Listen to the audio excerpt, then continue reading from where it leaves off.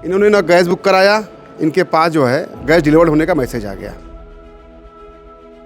यहाँ आम और खास में अंतर नहीं है। हो सकता है कि भाजपा के लोगों को मिल रहा हो गैस, हो सकता है ये जो गैस इनके नाम आवंटित हुई थी, गैस सिद्दीकी का नाम जो आवंटित हो सकता है वो भाजपा के नेताओं के घर पहुंच गई हो। ये भी हो सकता है। ये भारतीय जनता पार्टी है, बहुत ही चालू पार्टी है।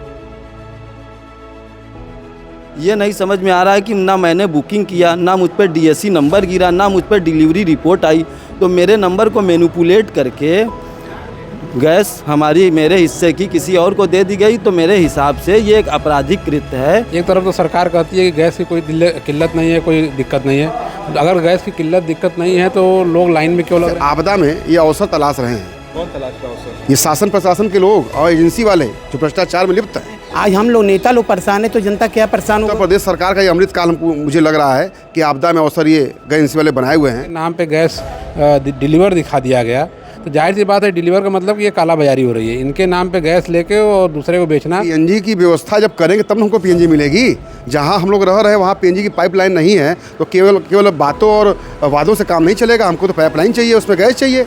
और जो मेरे पास जो सुविधा उपलब्ध है एलपीजी वो मिल नहीं रही है, उसी काला बाजारी होकर ब्लैकमेलिंग हो रही है। साथियों, बहुत बहुत स्वागत है खुशखबरिया में। इस वक्त मैं वाराणसी के ज़िला कलेक्ट्रेट में हूँ और यहाँ पे समाजवादी पार्टी के कुछ लोग आए हैं गैस की शिकायत लेकर। ईरान इजराइल का जो वार हो रहा है उसको लेकर गैस संकट देश में दिख रहा है।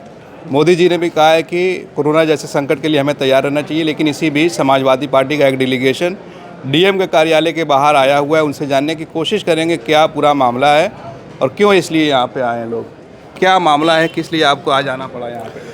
मैं प्रदीप जायसवाल, प्रदेश अध्यक्ष समाजवादी पार्टी व्यापार सभा। आज वाराणसी में समाजवादी पार्टी का एक प्रतिनिधिमंडल जिलाधिकारी महोदय से मुलाकात करने के लिए आया है।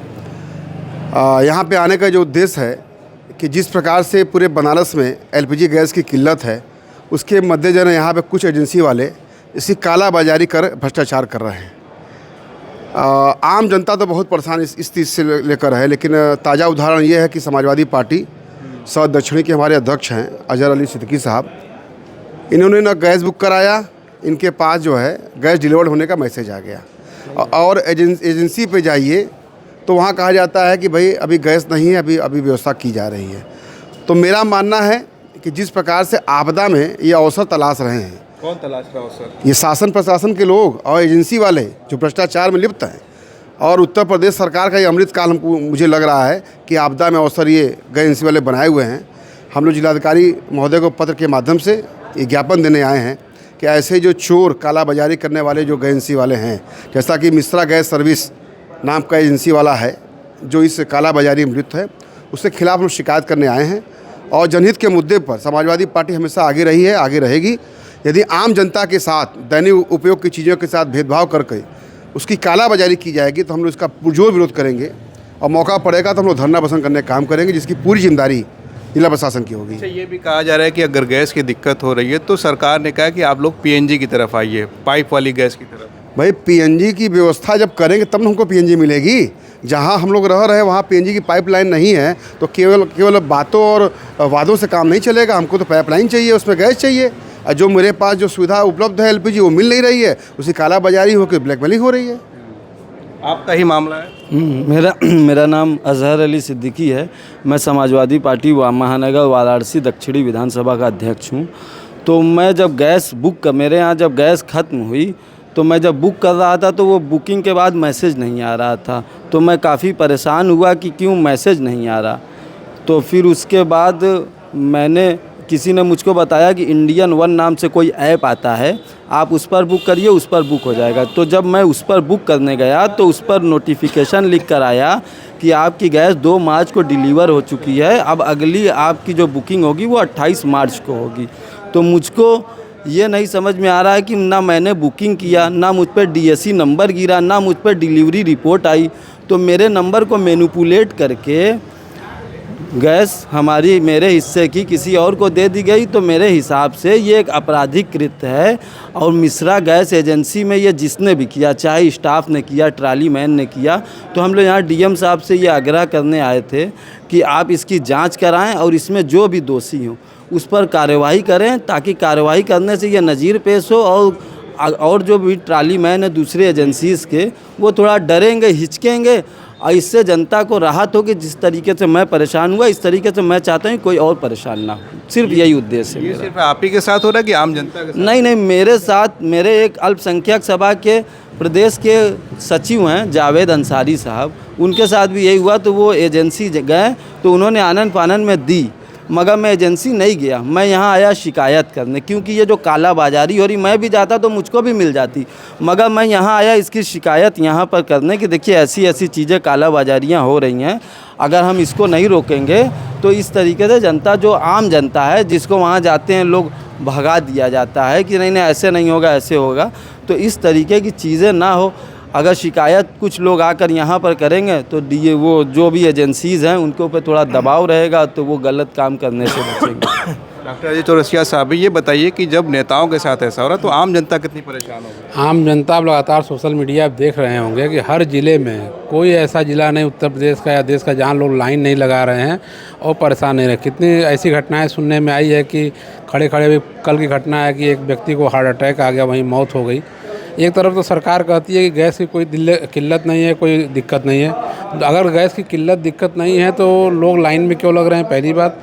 दूसरी बात कि जैसे अजहर भाई का मामला हुआ कि इनके नाम पे गैस डिलीवर दिखा दिया गया, तो जाहिर सी बात है डिलीवर का मतलब कि ये काला बाजारी हो रही है। इनके नाम पे गैस लेके और दूसरे को बेचना, तो जो भी भ्रष्टाचार में लिप्त हैं, हम डीएम महोदय से निवेदन करना चाहेंगे उनके खिलाफ़ कड़ी से कड़ी कार्रवाई करें, ताकि आम जनता को इस कड़ी गर्मी में धूप में परेशान न होना पड़े और समय से उनकी डिलीवरी हो जाया करे गैस की। आम जनता को जो नहीं, नेताओं का ये हाल है तो जनता को कैसे आप लोग दिलाएंगे गैस? देखिए, ये अजहर सिद्दीकी पहले व्यक्ति नहीं है, ना बनारस जिले के, ना उत्तर प्रदेश के, ना हिंदुस्तान के। ऐसे अजहर सिद्दीकी जैसे लाखों लोग हैं जिनका गैस नहीं आ रहा है, जो इनको पेट्रोल नहीं मिल रहा है, जो गैस की लाइन में खड़े खड़े कहीं बेहोश हो जा रहे हैं, कहीं मृत्यु की भी सूचना है।